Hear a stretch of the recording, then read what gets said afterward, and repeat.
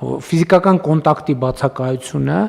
ֆիզիկական ներազդեցության բացակայություն դեռևս չի նշանակում բռնության բացակայություն եւ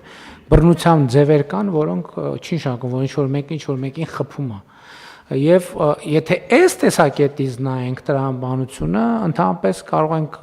արձանագրել, որ բռնության միջավայր կա մեծ հաշվով, խտրականությունը ինչ է, այդտեղ իհարկե տերմինաբանության խնդիր կա, ես էդ էի ուզում ասեի, պետք է հասկանալ խտրականություն ասելով ինչ նկատի ունենք, բայց այդ բանավեճը, բայց այո, այն որ կա բռնություն եւ բռնության միջավայր, դա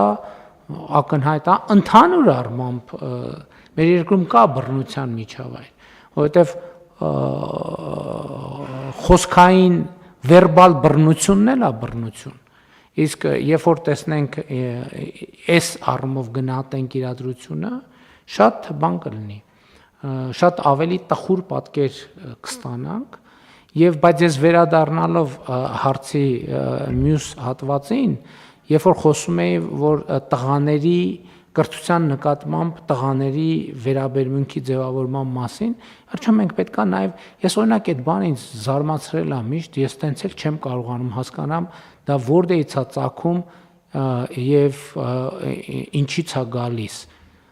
Փոքր տղաներին հայհոյանք սովորացնելու մշակույթը։ Ասենք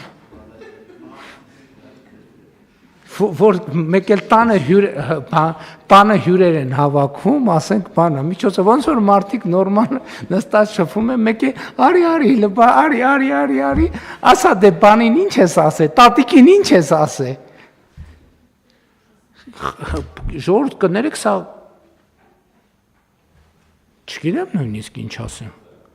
չգիտեմ նույնիսկ ինչ ասեմ, էլի, ասենք սա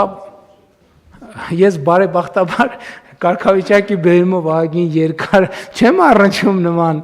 իրադրության հետ, որովհետև դե իմ մոտ տենց բաներ ենթադրում եմ վերջին տարիներին այդպիսի տեսարաններին ականատես չեմ ելնում, բայց եթե ինձ ասեք, որ հիմա էլ չկա տենց բան, ես կերջանկանամ, բայց ես ենթադրում եմ, որ դա ընդհանրապես նրանից է, որ ընդունված չի վարչապետի մոտ տենց տեսարանները ի ցույց դնել։ Չնայած եթե ընդունված չի, ուրեմն կան կալում, որ դա այդքան էլ տենց բան, լավ բան չի։ Համեցեք Տիկին Անդրեասյան, դուք բանն եք ասել։ Շնորհակալություն, պարոն վարչապետ, ես էլ կուզեմ ընդգծել, որ բացարձակ համաձայն չեմ պարոն Պապոյանի այն դիտարկման հետ, որ մեր հասարակության մեջ չկա գենդերային խտրականություն եւ կարծում եմ, որ մեր խնդիրների մի մասը սկսվում է նրանից, որ մենք մեր խոսքը սկսում ենք այդ բառերով։ Եվ չգիտես ինչու մեզ թվում է, որ եթե մեր դիմացինը կին է, ուրեմն այդտեղ մենք պիտի գենդերազգայուն միջավայր ունենանք, իրականում այդպես չի։ Եվ մեր ստերեոտիպերի մի մասը ուսուցանվում է հենց կանանց կողմից, կանանց նկատմամբ ու կանանց դեմ։ Եվ այդ խնդիրը գիտակցելն էլ է շատ կարևոր։ Եվ իրականում կանանց թիրախավորումը, այդ թվում հանրային, ակտիվորեն իրականացվում է այլ կանանց կողմից։ Եվ սա նշանակում է, որ ոչ թե սեռն է որոշում մարդը գենդերային առումով խտրական է թե ոչ, այլ դա որոշում է այդ մարդու համոզմունքների, դիրքորոշումների, պատկերացումների ամբողջությունը։ Ու այն, որ մեր դպրոցներում մեծ մասը ուսուցիչների կանայք են, ընդ որում դա այդպես է ոչ միայն Հայաստանում, այլ այդպես է ամբողջ աշխարհում։ Եվ մանկավարժական ոլորտը մեծամասամբ կանանցով է դպրոցներում իրականացվում։ Չնայած այստեղ էլ մենք ունենք փոփոխություններ ու մեր նոր ուսուցիչների շուրջ 16%-ը տղամարդիկ են, որովհետև եթե ուսուցչի աշխատավարձը վարձատրությունը մրցունակ է ու գրավիչ է, ինքը նաև դառնում է աշխատանքային ճիշտ հեռանկար տղամարդկանց համար, ովքեր որ ընտանիքի հոգսը այսպիսով պատկերացնում են, որ կարող են կրել աշխատելով դպրոցում։ Բայց ասածս այն է, որ մենք չենք կարող ենթադրել, որ եթե մի միջավայրում հիմնականում կանայք են, ուրեմն այդտեղ կներեք խնդիրներ չկան։ Իրականում այդպես չի։ Իսկ մեր խտրականության, դրսևորման ամենապարզ օրինակը ես ձեզ կբերեմ հենց մանկավարժությունից։ Մանկավարժական համալսարանը ավելի քան 100 տարեկան է։ Ու երբ որ 2 տարի առաջ այնտեղ ռեկտոր դարձավ կին, դա 100 տարվա մեջ առաջին անգամն էր, որ մանկավարժական համալսարանը ունեցավ կին ռեկտոր։ Այն պարագայում, երբ որ ոլորտի 90%-ը կանայք են։ Այստեղ ուզում եք ասել, որ 100 տարվա մեջ մենք չէինք ունեցել կին, ով որ կարող էր այդ պարտականությունները իրականացնել, ով որ կհայտնվեր այդ պաշտոնում, դե այս օրինակները մեզ ցույց են տալիս ամեն առանձին դեպքը, կներեք խոսքս չերկարացնելով, որ խնդիրները շատ ավելի բազմաշերտ են, շատ ավելի բազմաբովանդակ են, ու եթե կանանց տնտեսական ակտիվացման մասին ենք խոսում, 48% ներգրավվածությունը նաև այն պատճառով է, որ կանանց մի մասին թույլ չեն տալիս աշխատել։ Ու դա պարզաբանված է հենց այն հետազոտություններով, որ իրականացված են, որտեղ ընդունված է, որ մարդիկ այդքան էլ չեն խոսում այդ խնդիրներից, նույնիսկ այդ լատենտային իրավիճակում շուրջ 20%-ը հարցված կանանց վերջին հետազոտական տվյալներից մեկով ասելա, որ ուզում է աշխատի, բայց իրեն թույլ չեն տալիս աշխատել։ Իսկ քանի կանայք են, որ աշխատում են եւ իրենց վարձատրությունը իրենք չեն տնօրինում։ Սրանք էլ են խնդիրներ, որոնց մասին պետքա խոսել եւ կարծում եմ, որ գենդերային ռազմավարության կոնտեքստում իրականում այնքան անելիք կա, որը հիմնականում հանրային վարքականոնի փոփոխությանն ուղղված նաև անելիք է, բայց պետության քաղաքականությունն ընթացակարգերը այդտեղ կարող են շատ կարևոր նշանակություն ունենալ։ Շնորհակալություն։ Տիկին Անդրեասյան, տենց տղամարդիկ էլ կան, որ իրենց աշխատավարձը չեն տնօրինում, այս է դեպքն է, որ ասենք այդտեղ որոշակի հավասարակշռություն։ Հա, չէ, բայց դե դեպքերը բազմազան են նկատի ունեմ այս դեպքում խնդրեմ տիկին Մարենսյան Շնորհակալ եմ պարոն վարչապետ, հարգելի գործընկերներ, նախ սկսեմ նրանից, որ այս բանավեճը շատ կարևոր է հենց կառավարության նիստի մակարդակով իրականացնել ու ցույց տալ, որ առաջին հերթին կառավարության տեսանկյունից է շատ կարևոր ունենալ այս խորհրդանշական ռազմավարությունը, ի տարբերություն շատ այլ պետությունների, որտեղ շատ դեպքերում գենդերային հավասարության հետ կապված հարցերը, թեև այսպես ընդհանուր քննարկումների մակարդակում կարևորվում են, բայց պետական մակարդակի իրենք չեն բարձրանում եւ կառավարության տեսանկյունից կարծում եմ առանձնահատուկ է ունենալ ոչ միայն նման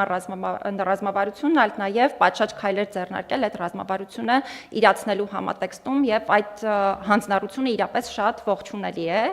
Ես կուզենամ անդրադառնալ ընդհանրապես գենդերային հավասարության ու խտրականության հետ կապված հարցերի, որովհետեւ մենք շատ դեպքերում թյուր պատկերացումներ ունենք ընդհանրապես հակախտրականության ոլորտի հետ կապված, որովհետեւ մեզ թվում է, որ օրինակ եթե մեր միջավայրում միջավայրը ընդհանուր առմամբ իրավահավասար է, շատ չեն խնդիրները եւ այլն, նշանակում է այդ խնդիրները չկան, բայց ես ուզում եմ արձանագրել նաև որպես մշտադիտարկում իրականացնող մարմնի ղեկավար, նաև որպես իրավահավասարության հետ կապված հարցերով զբաղվող մարդ ու մարդկանց հետ անընդհատ շփվող թե Հայաստանի մարզերում, թե Երևան քաղաքում, որ իրապես Հայաստանում բազմաթիվ խնդիրներ կան գենդերային հավասարության հետ կապված եւ բազմաթիվ են իրավիճակները, որոնք իրենց բնույթով միանշանակ խտրական են, հետեւաբար կոչ կանեմ, որպեսզի նաև հանրային գործունեությամբ զբաղվող անձինք չխոսեն խտրականության բացակայության մասին, որովհետև խտրականություն Հայաստանում միանշանակ կա։ Ես կուզենամ արձանագրել, որ միանշանակ զարգացումը ակնհայտ է, այսինքն ոլորտային զարգացումը եւ նաեւ պետության կողմից այս հանձնառությունը միանշանակ շատ մեծ զարգացում է ենթադրում նաեւ շատ տարիներ առաջ եղած իրավիճակից, բայց խտրականությունը շատ դեպքերում արկա է նաեւ խթանող պայմանների բացակայության պատճառով եւ այլն եւ այլն։ Հիմա գենդերային հավասարության հետ կապված խոսվեց սոցիալական դերերի մասին ըստ էության, որովհետեւ գնաց օրինակ ուսուցիչ լինել չլինելու կամ տղամարդու կողմից երեխայի խնամք իրականացնել չիրականացնելու հետ կապված ես կուզենամ հատուկ արձանագրել, որ թե Հայաստանում, թե աշխարհի բոլոր երկրներում կան կարծրատիպային պատկերացումներ կանանց եւ տղամարդկանց սոցիալական դերերի մասին։ Եվ երբ Տիկին Անդրեասյանը օրինակ խոսում էր ուսուցչական անձնակազմի հիմնականում կին լինելու մասին, սա իրականում նաեւ տղամարդկանց հետ կապված կարծրատիպային պատկերացումներից է գալիս եւ շատ դեպքերում դիտարկվում է նաեւ որպես տղամարդկանց հետ կապված խտրականություն, որովհետև ի սկզբանե այնպիսի կարծրատիպային մոտեցումներ են ուսուցանվում, որ օրինակ տղամարդը չի կարող զբաղվել այս աշխատանքով, կամ պարոն վարչապետը խոսեց ենթամշակութային կամ ոչ կանոնադրային հարաբերությունների մասին։ Իրականում տղաներին ի սկզբանե բացի հայհոյանք սովորեցնելուց նաև սովորեցնում են, չգիտեմ թե ինչ մակարդակով է պետք խնդիրներ լուծել, բռնությունը ինչ կարևոր դերակատարություն կարող է ունենալ, նույն այդ ենթամշակութային հարաբերությունները ինչքան կարևոր կարող են լինել, կամ որ օրինակ էմոցիա չի կարելի արտահայտել, եթե լացեցիր տղա, իսկական տղա չես եւ այլն, սրանք իրականում ոչ միայն կանանց հետ կապված խտրական դրսևորումներ են, սրանք նաև տղամարդկանց հետ կապված խտրական դրսևորումներ են, ավելին նաև խոսք գնաց երեխա ունենալ չունենալու, երեխայի խնամքի համար անհրաժեշտ պայմանների, բավարար պայմանների առկայության մասին, այստեղ էլ կուզենամ հատուկ շեշտադրել, որ այո, խթանող միջոցների բացակայությունը, ինչքան էլ մենք հռչակագրային առումով հայտարարենք, որ վայ, մենք ցանկանում ենք, որ կանայք ներգրավվեն աշխատանքային միջավայրում հանրային կյանքում, բայց եթե չլինեն խթանող միջոցներ, այդ թվում երեխա ունենալու, հետո երեխայի խնամքով զբաղվելու հնարավորության համար միանշանակ խնդիրներ առկա են լինելու։ Օրինակ հիմա էլ են առկա։ Օրինակ նորածին երեխա ունեցող մայրը պիտի հնարավորություն ունենա աշխատավայրում, այդ թվում որոշակի կոնկրետ ժամանակահատվածի շրջանակներում իր երեխային կերակրելու։ Հիմա այդ հնարավորությունը օրենսդրությամբ թեև սահմանել ենք, բայց մի շարք աշխատանքային միջավայրերում սրա հետ կապված բազմաթիվ խնդիրներ կան։ Ես կարող եմ խնդիրները շատ երկար թվարկել, կամ օրինակ ազգային փոքրամասնությունների համայնքներ մենք ունենք, որտեղ վաղ ամուսնությունների խնդիրը ահռելի խնդիր է, եւ օրինակ աղջիկները ոչ միայն կրթությունից են դուրս մնում պարտադիր, այլ նաեւ առողջության պահպանման իրավունքի հետ կապված, բազմաթիվ այլ իրավունքների հետ կապված խնդիրներ են ունենում, եւ չտեսնել այս ամեն ինչը բնականաբար չենք կարող, եթե կոնկրետ օրինակ մեր միջավայրում կամ մեր ընտանիքում սա չի տեղի ունենում, կամ օրինակ հաշմանդամություն ունեցող երեխաների խնամող ծնողներից այնպես է ստացվել, որ ես թե մարզերում, թե Երևան քաղաքում, երբ հանդիպում եմ ծնողների հետ, պարզվում է, որ կինը, հատկապես երեխան, եթե հիմա մեծ տարիքի է, կինը ամբողջ կյանքում միայնակ ստիպված է եղել տանը մնալ, հենց կինը այդ ամբողջ ծանրությունը կրել, բեռը կրել, այդ կարծրատիպային մոտեցումների բեռը կրել, որովհետև նաև ժամանակ կար, որ հաշմանդամություն ունեցող երեխա ունենալն էլ այսպես դարձյալ ինչ որտեղ այդքան էլ